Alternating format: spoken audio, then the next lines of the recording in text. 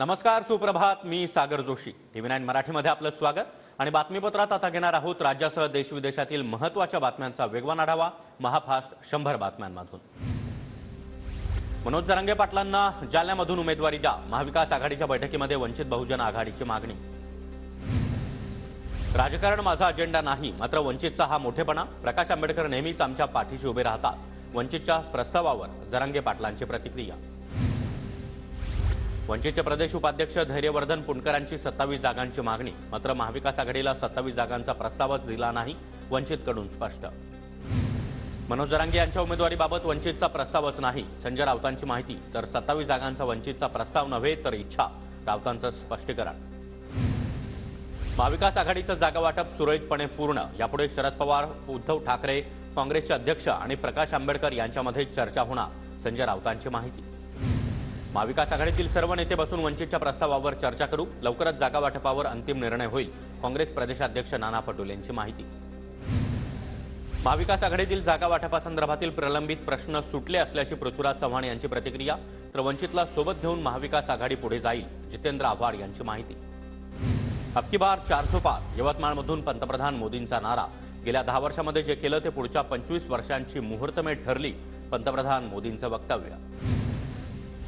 काँग्रेसच्या काळामध्ये कृषी मंत्री महाराष्ट्रातील असताना देखील शेतकऱ्यांना मदत मिळत नव्हती. आज शेतकऱ्यांना 21,000 कोटी मिळाले, पंतप्रधान मोदींचा शरद पवारांना निशाणा. पंतप्रधान मोदींची सभा रेकॉर्ड ब्रेक झाली. देशामध्ये फिर एक बार मोदी सरकार असंच वातावरण, मुख्यमंत्री शिंदेंची प्रतिक्रिया.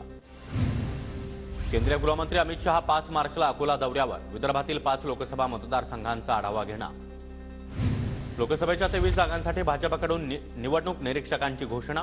पंकजा मुंडे यांच्याकडे उत्तर मुंबई, गिरीश महाजनांकडे उत्तर पूर्व मुंबई, तर सुधीर मुनगंटीवार यांच्याकडे बीड लोकसभेची जबाबदारी. भाजप नेत्या पंकजा मुंडे यांची उत्तर मुंबई लोकसभा मतदारसंघाच्या निरीक्षक म्हणून नेमणूक.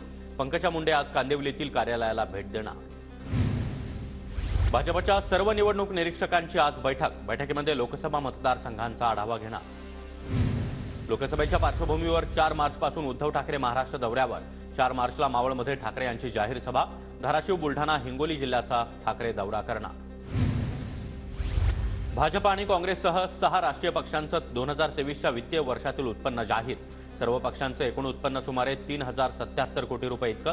तर भाजपचं उत्पन्न सर्वाधिक असल्याची असोसिएशन फॉर डेमोक्रॅटिक रिफॉर्म्सची माहिती. काँग्रेसच्या 3 माजी नगरसेविकांचा मुख्यमंत्री शिंदे यांच्या हस्ते शिवसेनेमध्ये प्रवेश. सुषमा शेखर, शहाना शेख आणि राबिया शेख यांचा शिवसेनेमध्ये प्रवेश. रोहित पवार यांच्याकडून उदय सामंत यांच्या विरोधामध्ये हक्कभंग प्रस्ताव. कर्जत जामखेड MIDC बाबत हक्कभंग प्रस्ताव. विधानसभेमध्ये दिलेली आश्वासनं पाळली जात नसल्याचा रोहित पवारांचा आरोप. मी राजकारणामध्ये आलो असतो तर तेव्हाच फूट पडली असती, रोहित पवारांचे वडील राजेंद्र पवार यांची प्रतिक्रिया. तर बारामतीमध्ये नणंद भावजाईची लढत होणं हे वेदनादायी असल्याची देखील प्रतिक्रिया. शिवसेना शिंदे गटातील खासदार पुन्हा ठाकरे गटामध्ये एंट्री करण्यासाठी प्रयत्नशील. ठाकरे गटाचे जिल्हाप्रमुख सुधाकर बडगुजर यांचा मोठा दावा. गोडसे मिलिंद नार्वेकर यांना सातत्यानं भेटत असल्याचा देखील गौप्यस्फोट.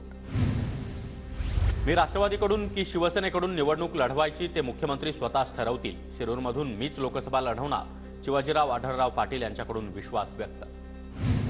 यवतमाळ वाशिम लोकसभा मतदारसंघावर भावना गवळींचा दावा कायम. मेरी झांसी नहीं दूंगी, काल शिंदे साहेबांनी देखील सांगितलं. गवळींची TV9 मराठीला माहिती. संजय राठोड यांच्या उमेदवारीच्या चर्चाही जोरात. माढाचे खासदार रणजितसिंह नाईक निंबाळकरांना शिंदे परिवाराचा पाठिंबा. निंबाळकरांना भरघोस मतांनी निवडून आणायचं आहे, आमदार बबनराव शिंदेंचे पुत्र रणजितसिंह शिंदे यांचं वक्तव्य. सरकारी वकील उज्ज्वल निकम यांचे पुतणे रोहित निकम यांना भाजपकडून जळगाव लोकसभेची उमेदवारी मिळणार असल्याची चर्चा. तर जबाबदारी मिळाल्यास यशस्वीरित्या पार पाडणार, रोहित निकम यांची प्रतिक्रिया. S. चोकलिंगम राज्याचे नवे मुख्य निवडणूक अधिकारी. SM. देशपांडे यांच्या जागी महाराष्ट्राचे मुख्य निवडणूक अधिकारी म्हणून नियुक्ती. नांदेड जिल्ह्यातील BRSचे धनगर समाजाचे नेते यशपाल भिंगे काँग्रेसच्या वाटेवर. भिंगे यांनी काँग्रेस प्रदेशाध्यक्ष नाना पटोले यांची भेट घेतली. मुख्यमंत्री कार्यालयामध्ये आलेल्या निवेदनांवर मुख्यमंत्र्यांची बनावट स्वाक्षरी. मुख्यमंत्र्यांची बनावट सही वापरणाऱ्या अज्ञातांविरोधात गुन्हा दाखल. मरीन ड्राईव्ह पोलीस यांच्याकडून अधिक तपास सुरू. आमदारांना SP वाटून दिले आहेत. SP आमदारांना महिन्याला 25-25 लाख पोचवतात. विधान परिषदेमध्ये ठाकरे गटाचे आमदार अनिल परब यांचा मोठा आरोप. मराठा आरक्षणासाठी सुप्रीम कोर्टामध्ये सरकारतर्फे कॅव्हेट दाखल. 10% आरक्षणाविरोधामध्ये याचिका आल्यास समाजाची बाजू ऐकून घेण्यासाठी कॅव्हेट दाखल. विनोद पाटील यांच्याकडून देखील मराठा आरक्षणाबाबत सुप्रीम कोर्टामध्ये कॅव्हेट दाखल. 10% मराठा आरक्षणाबाबत सुप्रीम आणि हायकोर्टात देखील कॅव्हेट. पुण्यामध्ये हॉटेल आणि पब मालकांनी घेतली पोलीस आयुक्त अमितेश कुमार यांची भेट. आयुक्तांसमोर अडचणी मांडत हॉटेल आणि पबची वेळ वाढवून देण्याची मागणी. अवकाळी पावसाचा पश्चिम विदर्भाला मोठा फटका, तर पश्चिम विदर्भामध्ये 44,579 हेक्टरवरील पिकांचं नुकसान. धुळे तालुक्यासह परिसरामध्ये वादळी वाऱ्यासह अवकाळी पावसाची जोरदार हजेरी. अवकाळी पावसामुळे शेती पिकांचं मोठं नुकसान. हिंगोली जिल्ह्यामध्ये अवकाळी पावसाची जोरदार हजेरी. अवकाळीमुळे हरभरा, गहू यासह इतर पिकांचं देखील मोठ्या प्रमाणात नुकसान. जळगाव जिल्ह्याच्या 5 तालुक्यातील 215 गावांमध्ये गारपिटीमुळे तब्बल 18,875 हेक्टरवरील रब्बी पिकांचं नुकसान. जिल्हा कृषी विभागाच्या प्राथमिक अहवालातून माहिती समोर, तर पंचनामे करण्याची प्रक्रिया अंतिम टप्प्यात असल्याची जिल्हाधिकाऱ्यांची माहिती. धुळे तालुक्याच्या वरखेडी गावामध्ये गारपिटीमुळे चिक्कू आणि लिंबूच्या बागा देखील उद्ध्वस्त. शेतकरी नाना चौधरी यांचं लाखो रुपयांचं नुकसान. तात्काळ पंचनामे करून भरपाई देण्याची मागणी. वाशिमच्या मंगरुळपीर तालुक्यामध्ये सलग 2 दिवस झालेल्या अवकाळी पावसानं गहू जमीनदोस्त. शेतकऱ्यांवर मोठं आर्थिक संकट. सरकारनं नुकसानीचे पंचनामे करून भरीव मदत देण्याची मागणी. जळगावच्या 40 गावांमध्ये 3,593 हेक्टरवरील पिकांना गारपिटीचा तडाखा. 32 गावांमधील 5,652 शेतकऱ्यांना अवकाळीची झळ. पिकं जमीनदोस्त झाल्यानं शेतकरी मोठ्या संकटात. बुलढाण्यामध्ये रविकांत तुपकर यांच्याकडून अवकाळीनं झालेल्या पीक नुकसानीची पाहणी. तातडीनं पंचनामे करून शेतकऱ्यांना 100% नुकसान भरपाई द्या. तुपकर यांची सरकारकडे मागणी. पुण्याच्या आळंदी आणि लगतच्या परिसरामध्ये अवकाळी पावसाची हजेरी. अचानक आलेल्या पावसामुळे नागरिकांची काही काळ तारांबळ. धाराशिव जिल्ह्यातील मध्यम आणि लघु प्रकल्पांमध्ये केवळ 8.29% इतकाच पाणीसाठा.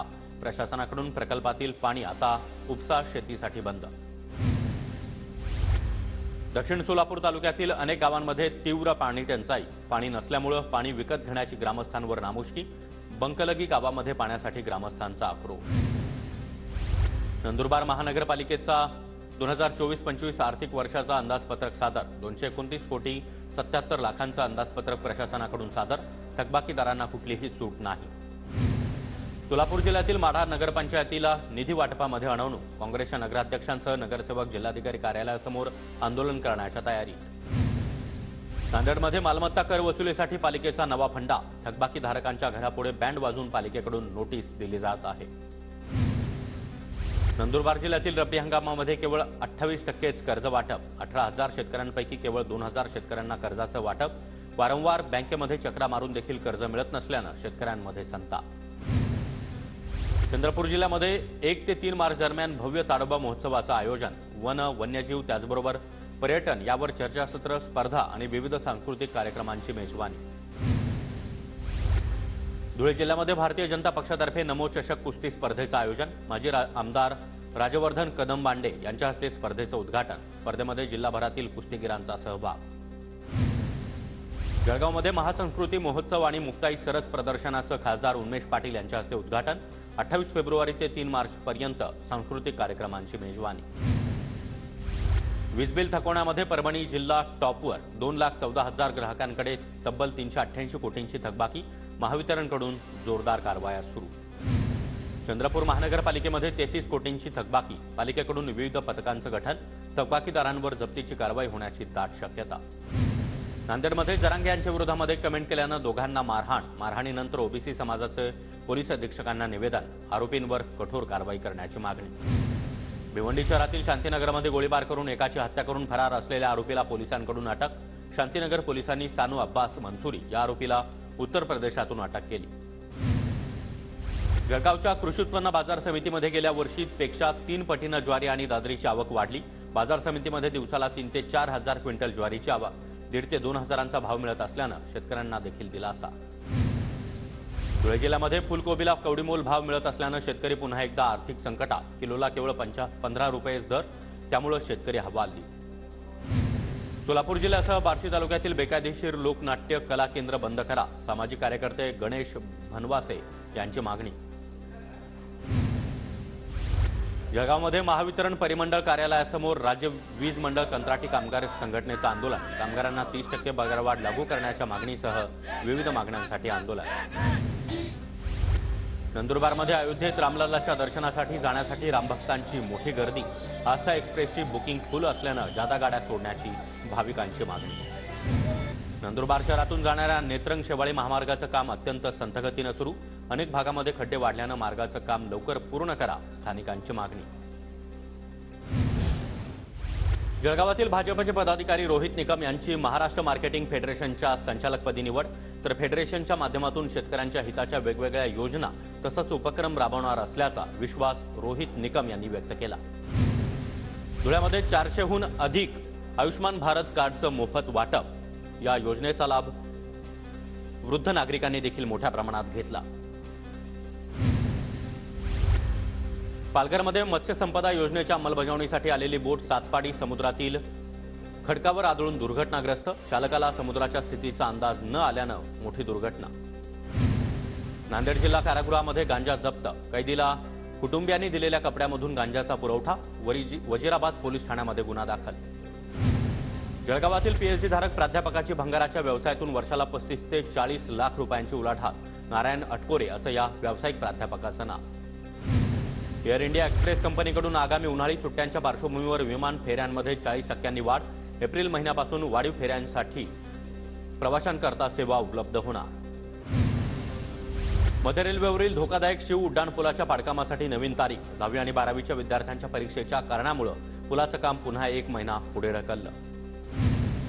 आगामी लोकसभा निवडणुकीमध्ये पहिल्यांदाच गृहनिर्माण सोसायट्यांमध्ये मतदान केंद्र निश्चित। शहरी भागामध्ये मतदानाची टक्केवारी वाढवण्यासाठी निवडणूक आयोगाचा निर्णय। पुण्याच्या मुळशी तालुक्यातील सर्व ग्रामपंचायतींनी दिव्यांगांसाठी असणाऱ्या 5% निधीचं गाव पातळीवर 100% प्रमाणानं वाटप करावं। मुळशी तालुका अपंग कल्याण संस्थेची मागणी। गट विकास अधिकाऱ्यांना निवेदन दिलं। कल्याण डोंबिवली पालिका नगर रचनेतील 2 कर्मचारी निलंबित। बांधकाम आराखड्यामध्ये फेरफार केल्याप्रकरणी आयुक्तांकडून निलंबनाची कारवाई। विदर्भ आणि मराठवाड्यातील जिल्ह्यांना अवकाळी पावसासोबतच आता गारपिटीचा देखील इशारा। मुंबईसह कोकणातील 7 जिल्ह्यांना देखील अवकाळी पावसाचा इशारा।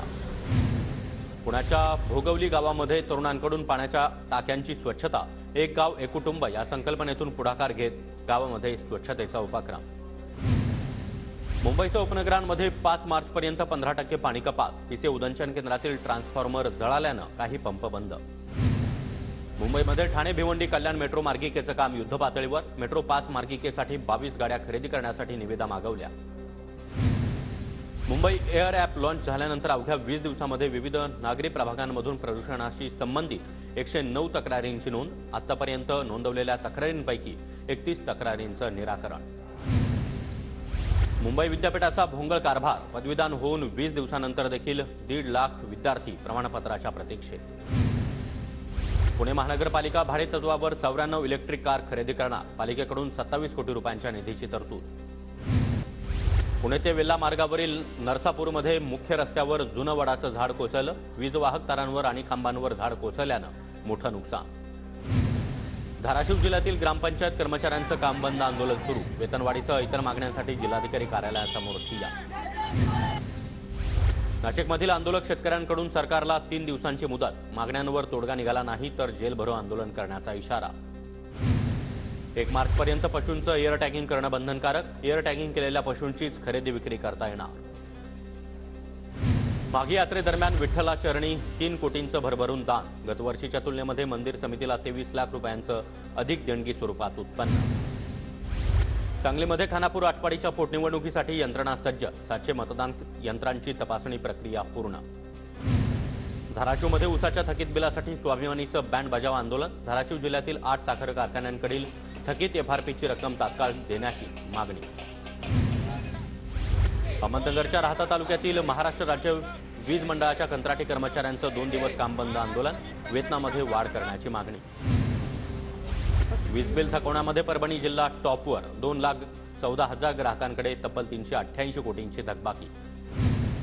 पुण्याच्या खेडमधील हिंद केसरी मन्या बैलाचं आजारपणामुळे निधन। मन्या बैलाला अखेरचा निरोप देण्यासाठी बैलगाडा शर्यत प्रेमींची गर्दी।